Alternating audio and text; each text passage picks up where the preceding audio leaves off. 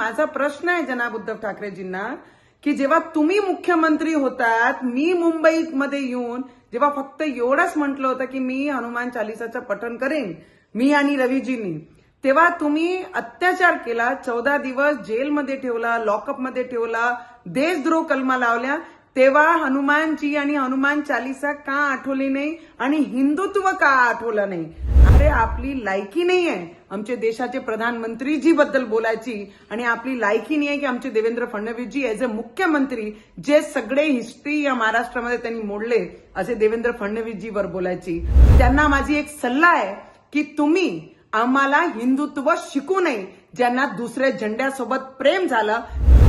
आज जनाब उद्धव ठाकरेजींनी जे पत्रकार परिषद घेतली, जे आज सांगतात आहे की 80 वर्ष जुनं जे हनुमानजीचं मंदिर आहे रेल्वे डिपार्टमेंटची जाग्यावर, त्याच्याकरिता त्यांचं प्रेम बाहेर येत आहे आणि त्याच्याकरिता त्यांनी पत्रकार परिषद घेतली. तर माझा प्रश्न आहे जनाब उद्धव ठाकरेजींना की जेव्हा तुम्ही मुख्यमंत्री होतात, मी मुंबईमध्ये येऊन जेव्हा फक्त एवढंच म्हटलं होतं की मी हनुमान चालिसाचं पठण करेन, मी आणि रवीजींनी, तेव्हा तुम्ही अत्याचार केला, 14 दिवस जेलमध्ये ठेवला, लॉकअपमध्ये ठेवला, देशद्रोह कलमा लावल्या.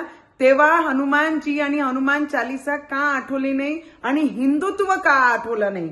आज विधानसभाचं असं उत्तर या महाराष्ट्राची जनतानी आपल्याला दिलं, तेव्हा आमचा झेंडा आणि आमचं हिंदुत्व, अरे आपली लायकी नाही आहे आमचे देशाचे प्रधानमंत्रीजी बद्दल बोलायची आणि आपली लायकी नाही आहे की आमचे देवेंद्र फडणवीसजी एज अ मुख्यमंत्री जे सगळे हिस्ट्री या महाराष्ट्रामध्ये त्यांनी मोडले असे देवेंद्र फडणवीसजीवर बोलायची.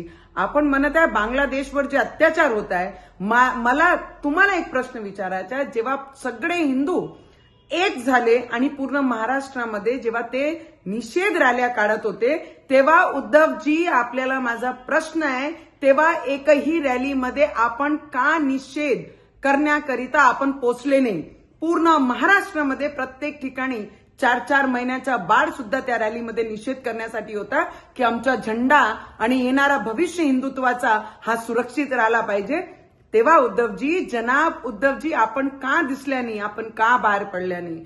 आणि आपण जे फक्त टोमण्या मारण्याकरिता जनाब उद्धव ठाकरेजींनी जे पत्रकार परिषद घेतली, तर त्यांना माझी एक सल्ला आहे की तुम्ही आम्हाला हिंदुत्व शिकू नये, ज्यांना दुसऱ्या झेंड्यासोबत प्रेम झालं, ज्यांचे रॅलीमध्ये पाकिस्तानचे झेंडे दिसतात, त्यांनी आम्हाला आमचा भगवा आणि आमचे भगव्याचं महत्व आणि आमचे हिंदुत्वाचं महत्व आम्हाला शिकू नये.